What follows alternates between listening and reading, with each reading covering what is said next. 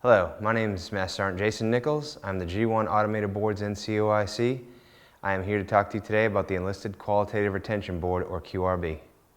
Hello, my name is First Sergeant Warren, and I would like to go over some historical errors I have seen during my tenure in the Inspector General's office when it comes to soldiers and their Qualitative Retention Board packets. The Enlisted Qualitative Retention Board is held annually to ensure that only the best qualified soldiers are retained beyond 20 years of service for non-regular retired pay. This program of qualitative retention is essential to provide the career progression of qualified enlisted personnel at proper intervals in their careers.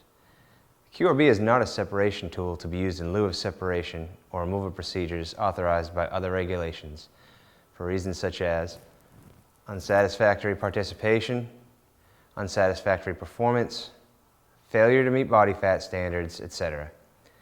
QRB is not a witch hunt, as some people think, but a tool that provides the command the ability to control the enlisted personnel inventory and manage career progression. Who's eligible for the QRB?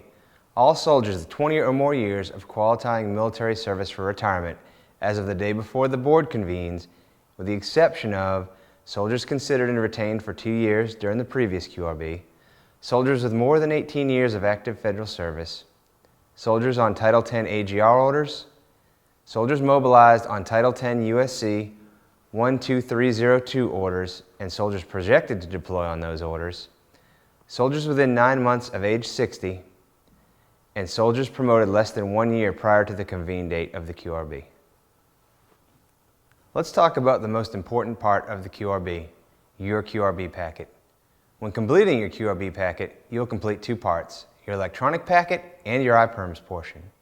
Once G1 Automated Boards receives your packet, it'll be combined in the National Guard Automated Board System, or NJBS, for viewing by the board members.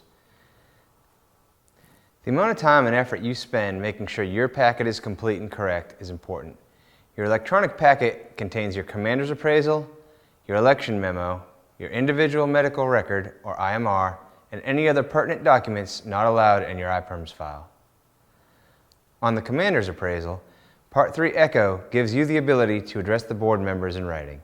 You should use this block to address any comments written by the commander that you either agree or disagree with, address any concerns about your packet, or convey your intentions for your career to the board members. That's a great point, Master Sergeant Nichols. Let's expand some on notifying the board of missing documents. One of the biggest issues I saw in reviewing appeals was that several soldiers were missing items from their packets and failed to acknowledge this to the board. On the commander's checklist, Joint Force Headquarters-NC Form 600-209, Part 3 Echo, you have the ability to address these missing items to the board. It is also strongly recommended that you write a memorandum to the president of the board addressing any shortfalls you may have in your packet. For example, one of the most common issues is missing DA Form 705s, your PT card. You can state in the memorandum the reason you are missing those PT cards or those test dates to the president of the board, and this will allow the board to take your explanation into consideration. By simply not submitting an explanation to the board, they have no other way to determine why you are not in compliance with Army PT standards. In many cases, this hurts the soldier's chances of being retained. That's just one example in packets with missing documents. That failure to address those missing items to the board constitutes an incomplete packet, and the board may read into this by thinking that the soldier does not care enough about his or her career to ensure their packet is 100% complete. Notification memorandums are mandatory documents in your QRB packet as well, and are also very important. These memorandums allow you to elect transfer to the IRR or the retired reserve in the case that you are non-selected for retention by the board. By regulation, if you fail to select an option, you'll be transferred to the retired reserve if non-selected. Now let's talk about your selection in the event the board does not select you for retention. I cannot stress enough to you to think about the selection you will make in the event you are not retained. I've seen many a soldier make the wrong selection or no selection at all because they honestly thought they would be retained. It is critical you understand what you are electing when you decide to be placed in either the control group of the individual rated reserve or in the retired reserve. If you select the option of being placed in the rated reserve, you will be retired from the National Guard. Being placed in the control group of the individual rated reserve does not retire you. If you have any questions on this election, please ask your full-time staff for assistance. Prior to the board, it's imperative that you review your iPERMS file for accuracy. Remember, soldiers are their best personnel clerks. You know what you've done in your career and what should be in your record. Some key documents that's necessary to review in your iPERMS file are a personnel qualification record within 120 days of the board convene date, your Army Physical Fitness score sheets covering the last 3 years, your DA 705s. If applicable, your DA Form 5500 or 5501-R, your body fat content worksheets. Very important, if you have physical profiles, DA Form 3349. A temporary or physical profile must be substantiated by documentation when it precludes taking any portion of the APFT. The documentation is the 3349. NCOERs covering the last 3 years. DA Form 1059s, academic evaluation reports. All DA 1059s from NCOES completed must be in iPERMS.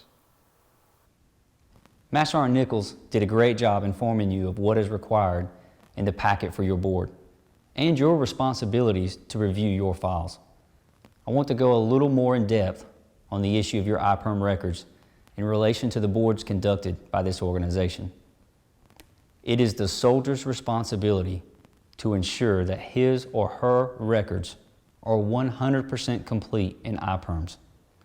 By initialing each block on your checklist and signing it, you are telling the board that you have personally viewed your iPERM records and that all documents are in your file ready for the G1 to pull that data.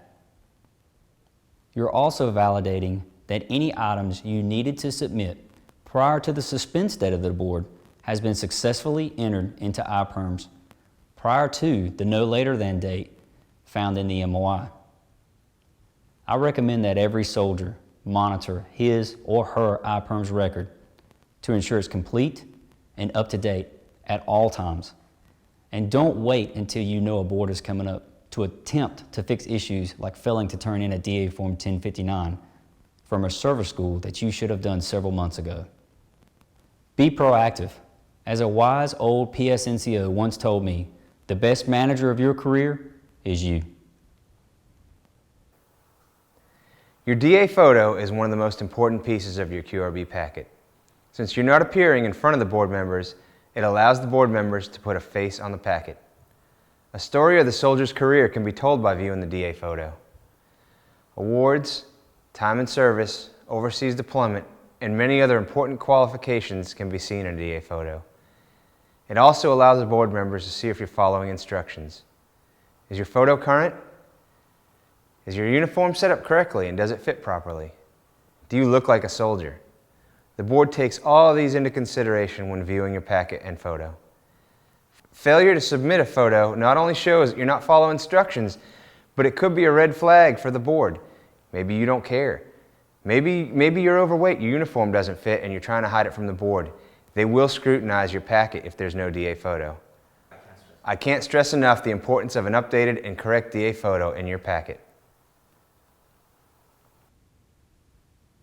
Master Sergeant Nichols, that is a great point on the importance of the DA photo. I cannot stress enough how important that single photo is to the soldier when the board reviews your packet.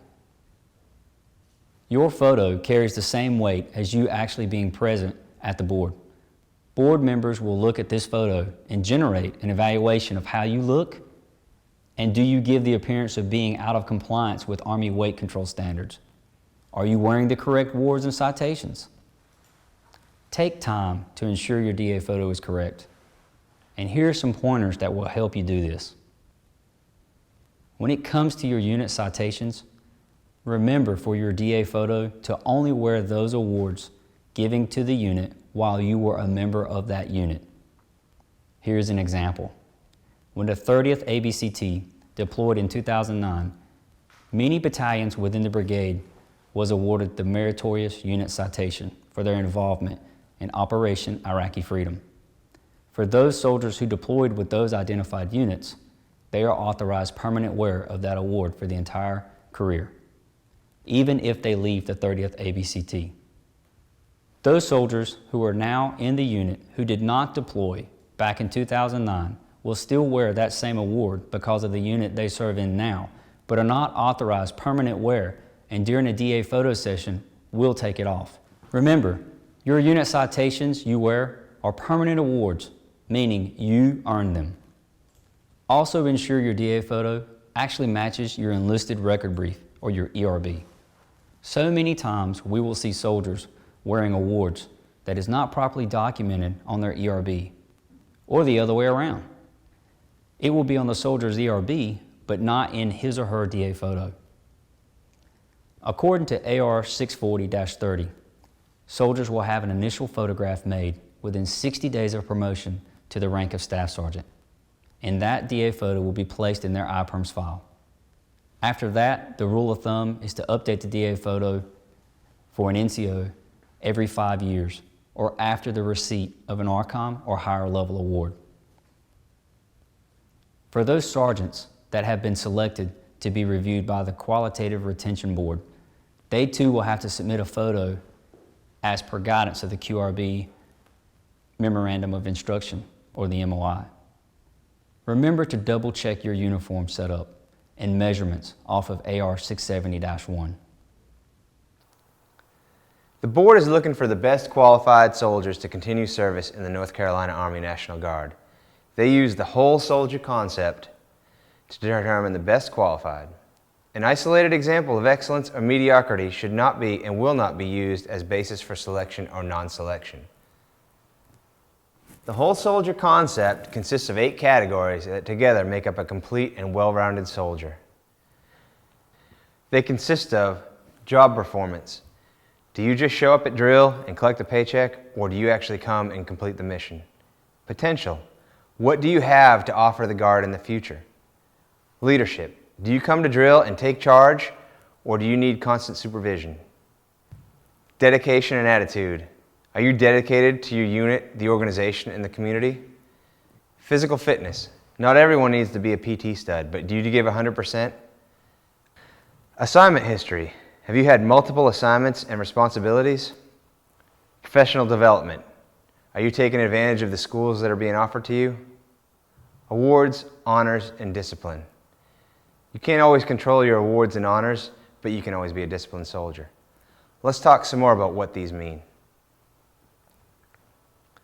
The board is not meant to be the solution to upward mobility. The board should carefully scrutinize the soldier's file to see if a soldier has reached his or her highest potential and is not performing at an outstanding level. The board will consider the soldier's potential value to the service, those contributions to the service that are evident in their performance, and whether they are demonstrating the Army values expected of our leaders. The board will pay attention to combat experience and performance in combat, but also be aware that the opportunity to deploy is not solely within the soldier's control. The board would consider the soldier for non-selection of continued service if the record does not otherwise offset concern regarding his or her performance and potential. So Master Sergeant Nichols just talked to you about how the board takes into consideration your packet and how it's applied to the total soldier concept. I'd like to explain this in layman's terms to you to understand that your packet speaks to the board as an EKG speaks to a doctor. It represents your heartbeat within the organization. For example, several soldiers who have appealed the board's recommendation for non-retention were quick to tell me that they were the best NCOs in the organization. So I would generally send them down and say, well, let's look at your packet for a moment. Generally speaking, you can pull a soldier's NCOERs for the last 3 years and their ERB and see if they just show up to drill or if they are as active as they claim. Many selected soldiers will show the signs of continued middle-blocked NCOERs, meaning they get successes checked down the board on the back of their NCOER. This speaks volumes to the board, as this is a tool to rate us not only as leaders, but as soldiers, and it helps to identify what we bring to the table and to the organization. Let's take two soldiers with the same amount of time in service and time in grade. Both soldiers believe they are at the top of their game. One has 3 excellence blocks and 2 successes checked on his NCOER. The other NCO's NCOER is all successes, a term we consider to be middle blocked. Clearly we can see who has a greater return value to the organization for continued service and who is simply doing their job and nothing more. If you lay out 3 NCOERs side by side and look at the back, take note as to how many excellences you have or don't have, as well as the bullet comments. This will actively reflect what you do. So let's imagine that every time you get an excellence in one of the 5 blocks on the back of the NCOER, that this represents a blip on the screen, much like a heartbeat, on a monitor in the hospital. When you don't get any excellences and say these are successes, picture that as a straight line. And if you get any needs improvements, those are drops below that line. Put all this together and you can see a heartbeat to let you know where you stand within your unit. As leaders, that is why we owe it to our soldiers to ensure their NCOERs accurately reflect what those soldiers did during that rating period. The role of a board member is to retain future leaders. Leaders must be able to visualize and describe a concept of operation, ensure subordinates embrace the mission, and execute tasks according to expectation. Army leaders must be competent in their core proficiencies and able to lead change. They must be committed and willing to examine and develop new solutions for an evolving environment. They must be able to provide the direction to shape outcomes rather than react successfully, and they must be trainers and developers of their subordinates. Leaders need to successfully complete key developmental positions in accordance with their rank and MOS. All soldiers should maintain an impressive appearance and be physically fit. While the minimum APFT score of 180 is the standard for passing, remember that you're competing against your peers. In order to stand out from your peers, you should strive to do your best on every PT test. Doing the minimum to pass and then standing up does not set the right example for younger soldiers, and the board may see it this way as well. Profiles affecting APFT performance, temporary or permanent, will not be considered adverse to the enlisted soldier's APFT performance. Any approved alternate APFT method documented by a permanent profile is considered as meeting the standard when that event is satisfactorily accomplished. As discussed previously, the DA photo is very important. We can't stress this enough. It factors into your appearance and fitness. The mission of our organization is to train deployable soldiers. If a soldier is considered non-available, the board will give careful consideration to the reason to determine if the non-availability is temporary or permanent, and to what extent is the reason within the soldier's control. Even if you're in a non-deployable unit, remain deployable and a relevant asset to the organization. Military education. Make sure that you complete all your required military education in a timely manner. If you've completed all of your required military education in NCOES, try to attend the next higher level of NCOES. If that isn't available, try to continue your civilian education, maybe attend a class at PEC. Knowledge is power, and the more schools you attend, the more job knowledge you have, and the more relevant and important you become to the organization. The weight to be given derogatory information is a matter for the collective judgment of the board. The board should give the greatest weight to the most recent years of service and the significance of that information. Undue weight will not be given to unfavorable comments of a derogatory nature that are followed by a continuous outstanding performance of duty. If your commander's appraisal says that you're not getting the job done, but your NCOERs say that you are, this will be taken into consideration by the board. It is not the function of the board to punish a soldier by withholding selection due to derogatory information in his or her packet. For the purpose of the QRB, adverse information is any substantiated adverse finding or conclusion from an officially documented investigation or inquiry or other official record or report. Equal opportunity. The success of today's Army comes from total commitment to the ideals of freedom, fairness, and human dignity upon which our country was founded. People remain the cornerstone of readiness. To this end, equal opportunity for all soldiers is the only acceptable standard for our Army. The post-board process. Once a board is closed out, an Order of Merit list, or OML, is generated. The OMLs do not contain actual points. The OML is used to determine who falls in the percentage of being retained or non-retained. After the QRB adjourns, the Adjutant General will review board recommendations for final action. Soldiers and the assigned MSC will be notified of selection or non-selection within 30 days after approval of the board report. Soldiers not selected for retention will be discharged within 90 days of the date of the non-selection letter. A soldier may not appeal non-selection for retention by QRB other than for reason of ineligibility for consideration. They may, however, use the senior enlisted leader's open door policy to discuss their situation.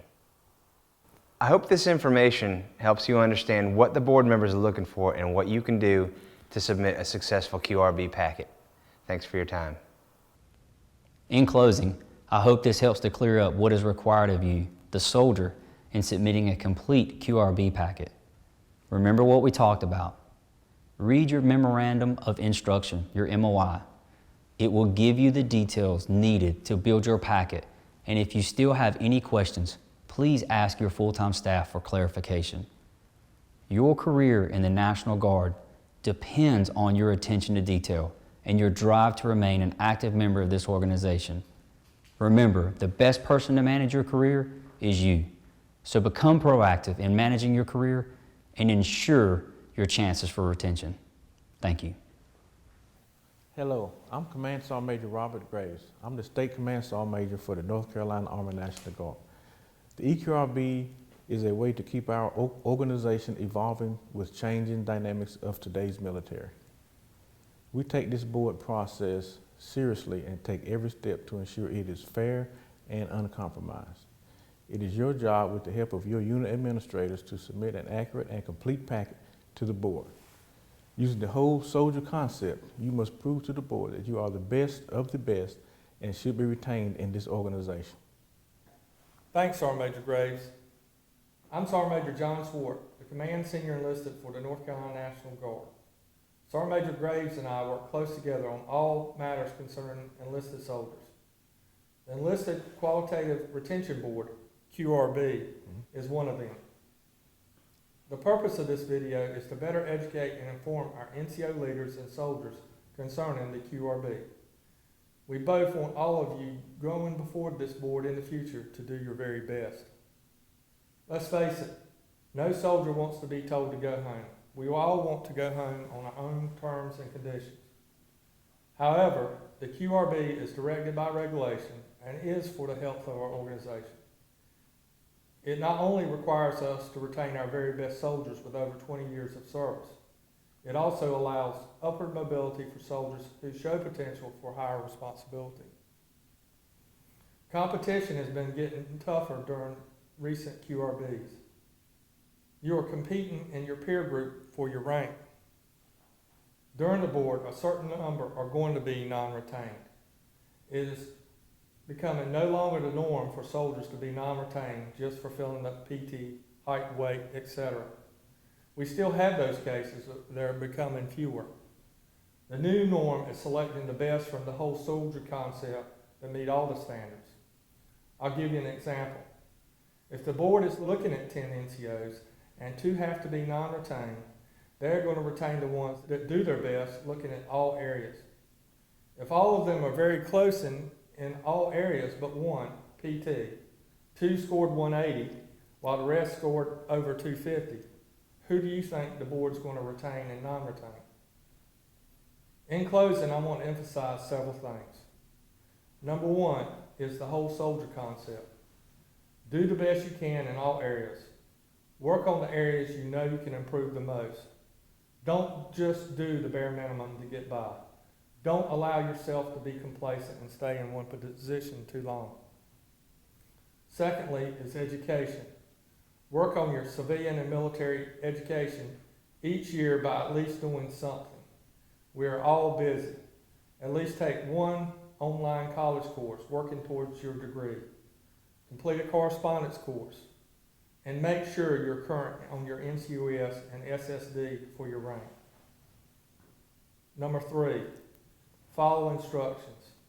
Having a correct packet shows everyone that you have the ability to follow instructions.